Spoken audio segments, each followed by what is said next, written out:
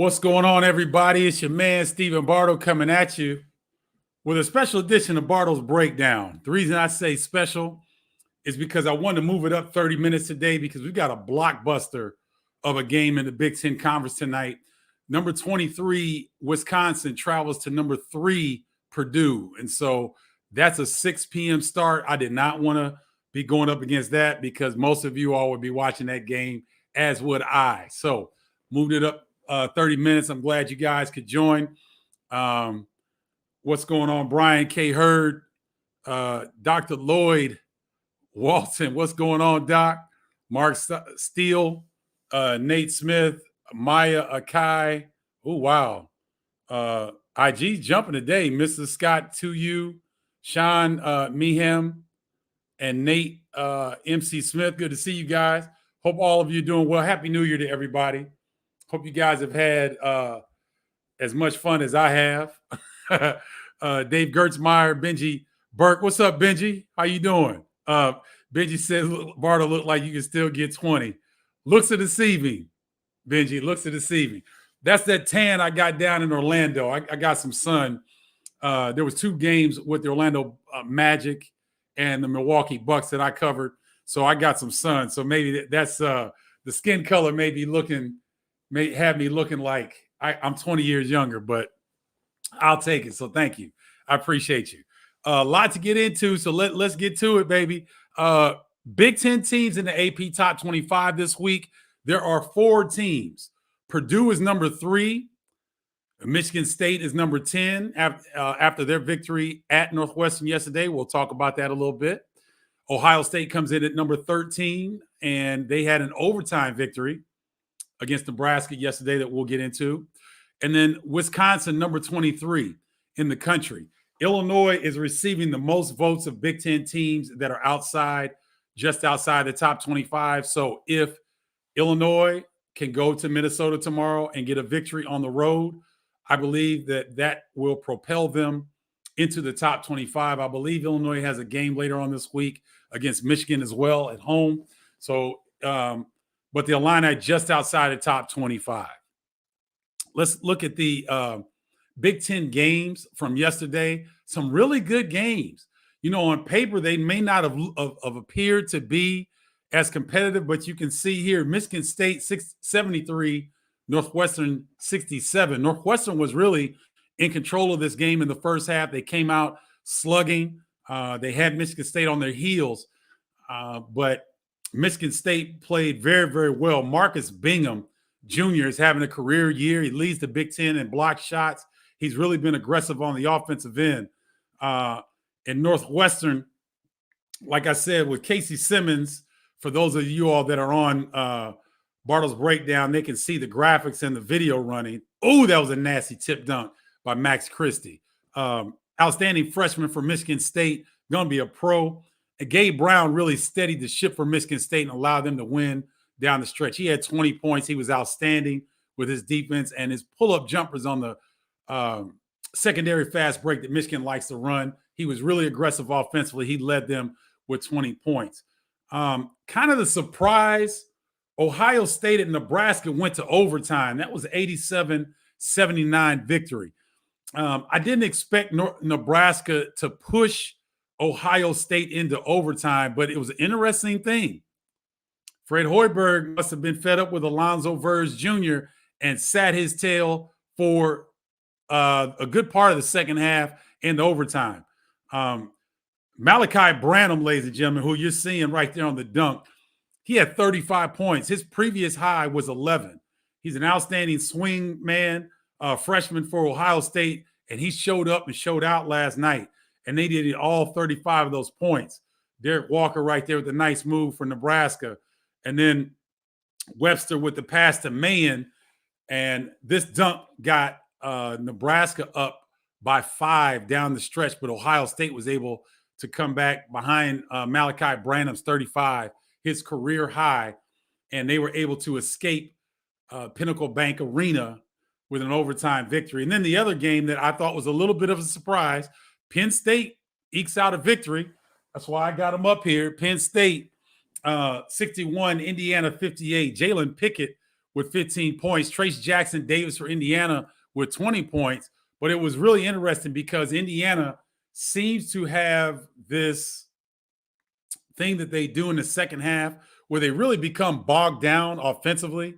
And it's been interesting that I thought Xavier Johnson would be a guy that would really be able to get them up tempo, maybe when the offense bogs down, but he really struggled yesterday against that matchup zone. Penn State runs a very interesting defense. So sometimes it looks like it's man-to-man. Other times it looks like it's matchup zone, but it really stymied Indiana what they were trying to do with their high-low. Race Thompson I think he hit a couple threes, but he wasn't quite as aggressive as I thought he might have been. And kudos to Penn State and their defensive effort because they really frustrated the Hoosiers down the stretch. And that Hoosier offense really wasn't effective. Tarlay Miller, good to see you. Igor, I'm not even going to try that one because I'm going to mess that one up. But thanks for coming on. Denny Baggett's, what's going on? Matthew Fetish, TV Telly, what's happening? What's Nick Anderson up to? Nick Anderson is a community relations executive for the Orlando Magic. He's been with that franchise now for 17 years. He was the #1 pick of the Orlando Magic. He was their first draft pick ever. And I believe Nick is the leading scorer in franchise history. So that's what Nick Anderson's doing. I got to say this name because it's just funny. In her butt cheeks. Okay, in her butt cheeks. People are so clever on these names. Larry Stewart, my man, my Mella. What's going on, Stu? Good to see you, brother. Love you. Happy New Year to you. Let's keep it moving as we talked about yesterday's results from the Big Ten. Let's check out the Big Ten power rankings, shall we? And so this is my Big Ten ranking. This is who I think is playing well at the time. So there might be some teams that are ranked that are a little bit below teams that are unranked. This is simply my power rankings, okay? #1 is Purdue. It's going to be interesting to see how they hold serve at home. Remember, they've only lost one game, and that was almost a half-court heave, probably like a 45-foot heave by Ron Harper Jr. to win at Rutgers. So Purdue is my #1 team in the Big Ten. Michigan State is now #2. Michigan State is on a 6-game win streak. I think they're on the longest win streak of any Big Ten team right now, playing extremely well, played a really good Northwestern team, and overcame a slow start to win. #3 is Ohio State. They've been playing extremely well since they beat and knocked off #1 ranked Duke at their place back in December. They escaped at Nebraska last night in overtime, so they're #3. Illinois comes in at #4. I believe Illinois is starting to play some of their best basketball. It's going to be interesting. They've had a pause due to health and safety protocols, so it's going to be interesting to see if they're rusty at a very good Minnesota team tomorrow night on FS1. I've got the call with Corey Provis on that one.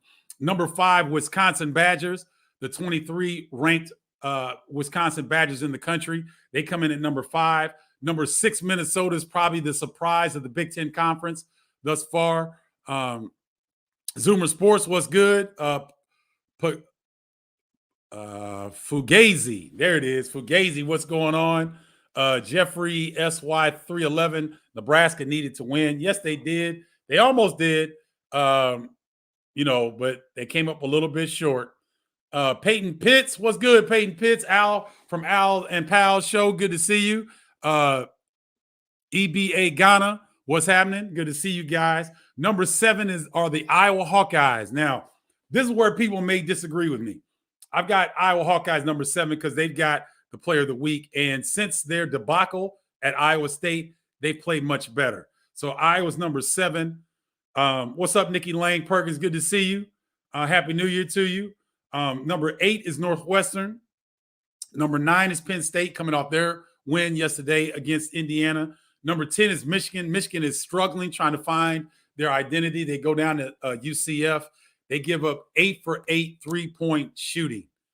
UCF didn't miss in the second half. They hit 8 for 8 3-point shots in winning by double digits over Michigan. So Michigan Very young team, still trying to find their way. Melissa Gill from Toronto, T Dot in the house. What's up, Melissa? Good to see you. C Walker Sports, what's happening? Thanks for joining. So Michigan comes in at number 10. Number 11 is Indiana. They've had some disappointing showings on the road. They had a 19-point lead at Wisconsin. This was in the first two games in early to mid-December, and they lost that one at Wisconsin. They looked similar at Penn State yesterday. Their offense was inept in the second half.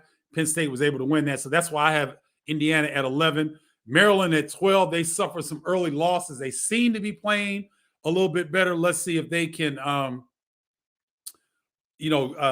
catch their stride in the rhythm, because they've got some upperclassmen: Dante Scott, Eric Ayala, Fats Russell, Qudus Wahab. They should be playing better, should the Maryland Terrapins, but right now still trying to find themselves. I got them 12. Rutgers at number 13, and Nebraska comes in at 14. That's Bardo's Big Ten power ranking. So read them and weep, y'all. Let's see. Let's go to games to watch this week. Games to watch this week will be tonight. This is why I pushed up Bardo's breakdown 30 minutes, because I wanted to be able to see number 24 Wisconsin at number 3 Purdue. That's going to be an outstanding game. 6 p.m. on Big Ten Network. Tomorrow, yours truly and Corey Kovacs are on the 1s and 2s. Illinois at Minnesota on FS1 at 6. I believe it's 6 p.m. That game has been altered. It was supposed to take place yesterday. They pushed it to Tuesday so that Illinois can get out of safety protocols. So it's FS1, but I believe it's at a 6 p.m. start. I'm not sure on that. Make sure you double check. Wednesday, Penn State at Northwestern. I'll be on the call for that one as well. That's 8 p.m. at Big Ten Network. Thursday, Iowa at number 23 Wisconsin. That's always a really good game. 8 p.m. FS1. Me and Kevin Kugler on the 1s and 2s on that one. And then Saturday, it's an 11 a.m. Central Standard Time on Big Ten Network. The number 3 Purdue Boilers travel to upstart Penn State. So that's the games to watch this week in the Big Ten. C Walker Sports. We don't talk about Duke on here. This is a Big Ten show. We don't, unless Duke is playing somebody in the Big Ten, we don't talk about Duke. So sorry about that, but not sorry. So those are the games to watch this week. If you notice those games that I put up, there's some other ones in the Big Ten that will be competitive, but those are the games that I'm calling, and almost all of them involved ranked teams. So make sure you check that out. Let me get to some questions here. You want to do these, Tony? You want me to do them? Okay. Carol Pope, Poquette Tribe member. If you want to be a part of the tribe, text me to 312-847-2739. That's 312-847-2739. If you want to be on the inside, get behind the scenes look. I might do a quick interview with somebody that I'm working with, like Lisa Byington, Andy Katz, Kevin Kugler, people like that, Brandon Gaudin, Corey Provis. What's up, Antoine Walker, NBA champion, NCAA champion. What's good? Happy New Year to you, my man. Oh, wow. Zoomer Sports brings up a good point. Did you see an AP poll voter accidentally voted for Georgia at 4 instead of Gonzaga? Zoomer Sports, I think, Andrew, that COVID's got everybody kind of, off kilter a little bit, I think. You notice, like, last week, I could not keep up with the days. Like, I was going on dates. I did not know what day was what date. And so I think, it just has us off a little bit. So everybody's a little bit off. So that's interesting. I did not see that, but thank you, Zoomer Sports, for bringing that up. But again, if you want to be a part of the tribe, it's pretty cool, y'all. I don't blow you up, but I give you first dibs on some insight that I have, or a video or a graphic or something like that. So if you want to be a part of the tribe, ask Nikki Lang Perkins, ask Carol Poe Poquette, ask my tribe members. It's pretty dope. 312-847-2739. Curtis Dietz, what's good, Curtis? I agree with you on the power ranking. I think the top 4 teams will stay the same throughout the season. Curtis, I think you're probably right. The Big Ten had tremendous depth last year. The depth isn't necessarily there. The upper echelon will probably separate themselves pretty easily because the likes of Indiana, I thought that they could challenge to get in that top 5 to top 6 teams. They seem to be struggling. Michigan is definitely struggling. I had them in the top 4 or 5 to start the year. But they're really going to have to work hard and get on a win streak and find themselves inside of the Big Ten gauntlet, which is not easy. So, the mid-tier of like Minnesota has worked their way up into the upper echelon. They've had an outstanding pre-conference slate. Let's see if they're able to accomplish that. I am sitting up here looking at something I need to handle. Got that. I think we're good. So yeah, I think you're right, Curtis, that the top teams will probably not have much movement. I don't see anybody like Northwestern, Indiana, Penn State. I don't see any of those teams really busting through the upper echelon. I just don't see it right now. They're competitive teams. They can win games like we saw at Penn State yesterday. Northwestern took Michigan State to the wire. That Penn State at Northwestern game on Wednesday is going to be interesting. The winner of that game, I think, will have an edge to stay in the top 7 of the Big Ten race, in my opinion. Coach Sadi Washington, assistant coach from Michigan Wolverines. Good to see you, my man. Thanks for jumping on. The aforementioned Michigan Wolverines still trying to find themselves. It'd be interesting to see what they do in the Big Ten slate. Cameron Wright asks, is this the best team Purdue has had in the past 20 years, in your opinion? Can they win it all? Cameron, this is a really good Purdue team. And is it the best one they've had in 20 years? It's as good as I've seen them have. They really don't have any weaknesses. They've got a star in Jaden Ivey. He can go get it. Travion Williams is as good of a big as you're going to see in college basketball. Zach Edey, I believe, is leading the country in effective field goal percentage. Not effective field goal percentage, but old school field goal percentage. Zach Edey leads the country in that. They have outside shooting in Sasha Stefanovic. Brandon Newman can knock down a 3. Jaden Ivey's 3-point shooting is much better. PJ Thompson. I'm sorry, Isaiah Thompson. PJ Thompson is on the Purdue staff. Isaiah Thompson is a willing and able 3-point shooter. They're a good defensive team. They're very good on the glass. I believe, Cameron, this is probably their best team in the last 20 years. And yes, they can win it. But right now, the championship is going through Baylor, ladies and gentlemen. They are the number 1 team in the country. And is it close? I mean, I think Arizona, I like Arizona. I think they're a top 3 team. Gonzaga's right there. I think you can throw Kansas in the mix. Purdue is in that mix. But right now, the championship is going to go through Baylor, because Baylor will cut your lights off. Meredith Evans, good to see you. Dan Levy, what's going on, Dan? Good to see you. Let's see, Dawn Green, tribe member. Dawn will tell you, Carol will tell you, Nikki will tell you. You guys join the tribe if you want. 312-847-2739. Dawn Green, is there a difference between calling an NBA game and a college game, or do you have to prepare differently? Dawn Green, that's a very good question. For those that don't know, I was able to what day was January 1st? I guess it was Saturday. I'm telling you, man, my days are all screwed up. Saturday at 11 a.m., I had Creighton at Marquette, double overtime game. And then later on that evening, I was able to call New Orleans Pelicans versus Milwaukee Bucks. That's a rare double-double, ladies and gentlemen. A lot of times in conference tournament play, I'll call more than one game because, like for the Big Ten Conference, you're calling the first day, you're calling the play-in game, so to speak. Then the next day, you're playing the quarterfinal games.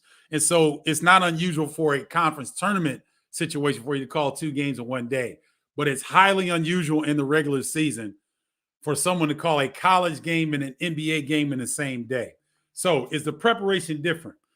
Not really, Dawn. I'm still looking for pertinent things like what the teams have done in their last 5 games, what each player scored in their last game. What are the tendencies?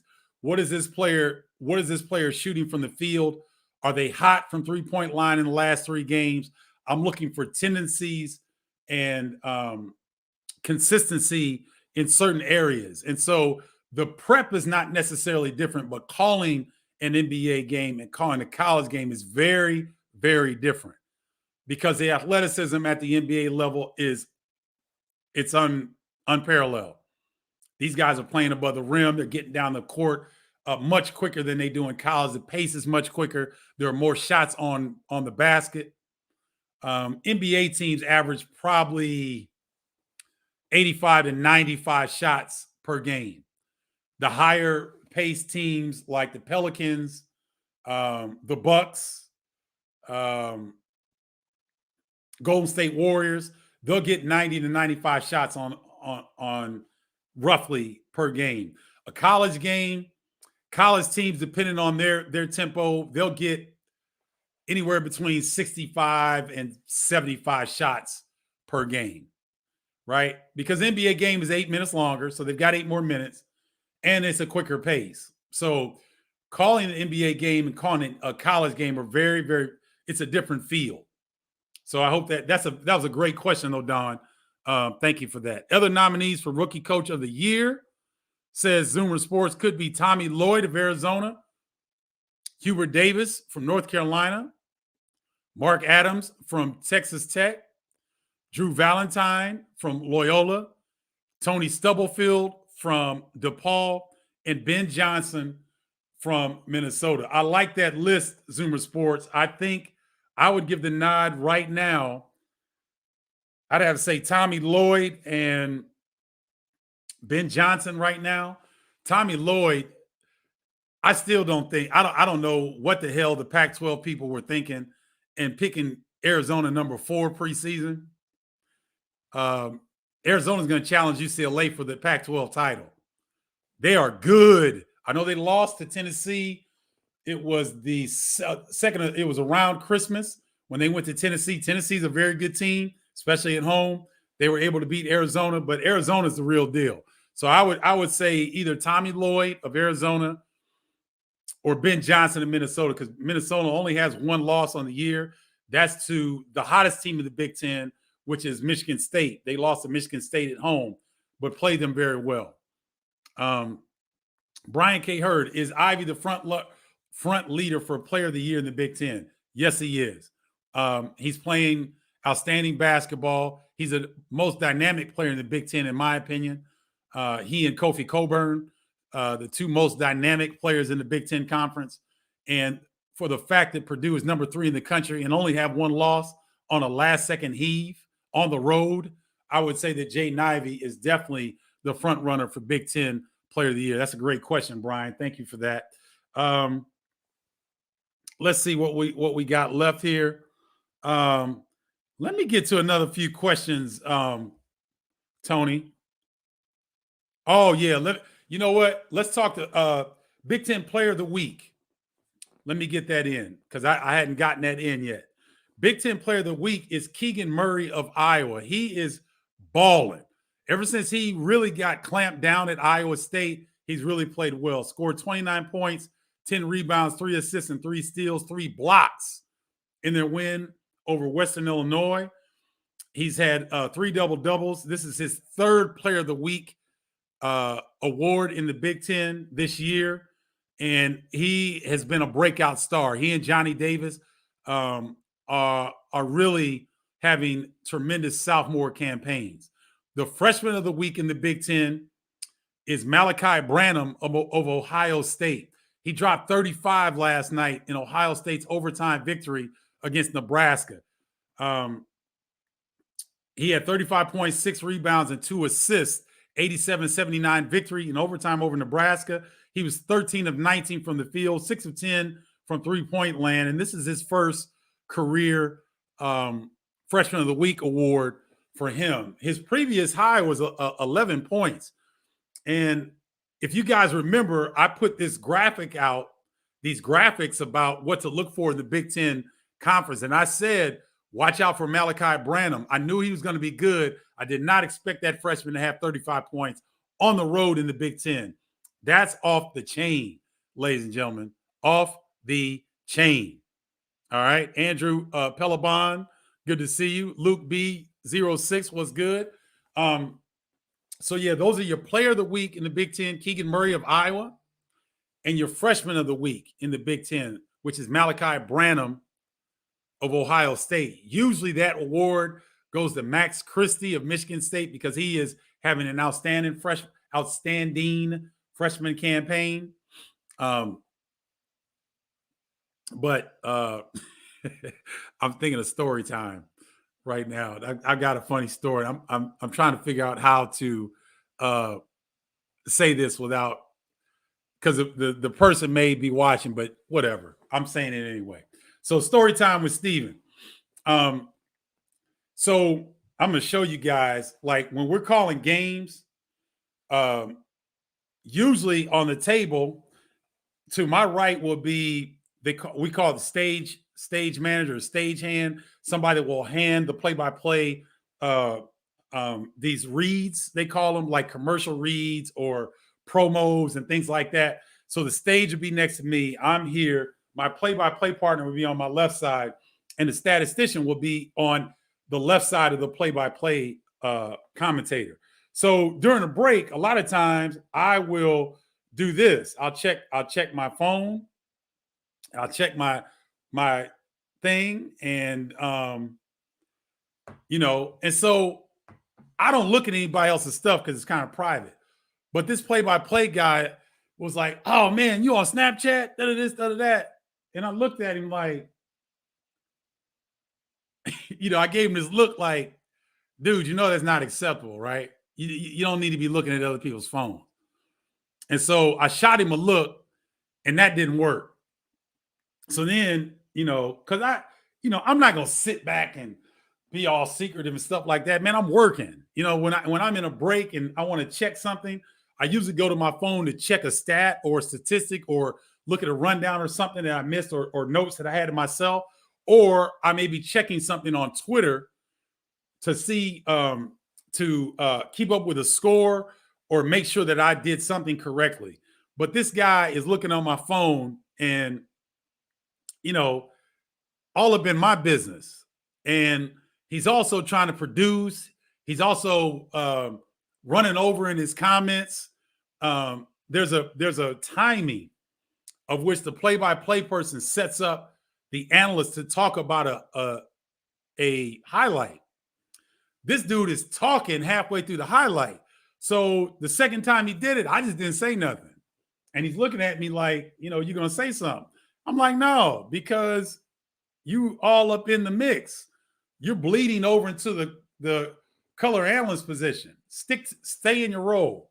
So this person is very young, obviously, is doing big time things, but still needs to learn the business a little bit, needs to learn to stay out of my damn business because I'm grown. I got children this dude's age, and they don't look at my stuff. You know what I mean? They don't go into my business. So stay in your lane. But anyway, Mac's younger brother, Cam Christie, who's a junior at Rawlings Meadow, is a stud. He has offers from Iowa, Michigan State, Ohio State, Purdue, DePaul, Iowa State, and Ole Miss. I'm going to bring Andrew Moody on to do a show with me one time because this young dude is the business. I might get Melissa Gill from Toronto to come on and do something as well. She's got a podcast. Zoomer Sports has a podcast, and he does daily things on TikTok. These young people are extremely talented, And one of these times I'm going to have them on because they bring a fresh approach to what I'm doing. Sometimes I might get stale because I'm a little bit older. I try not to. I try to keep it interesting. I try to keep it informative, but Andrew's done a really good job. He's brought up 2 good comments, and I think at some point I'm going to bring them on. So it is 6 o'clock. I want you guys to get to a television because number 23 Wisconsin Badgers are getting ready to lock horns with the number 3 Purdue Boilers on, did I say Big Ten Network? I hope I did. Yes, on Big Ten Network. Be there or be square. Thank you guys for tuning in. As always, I love you all. Happy New Year to you. Stay safe out there. Things are still floating around. Take care of yourself. Hug your family and tell them you love them. Talk to you guys next week. Peace, y'all.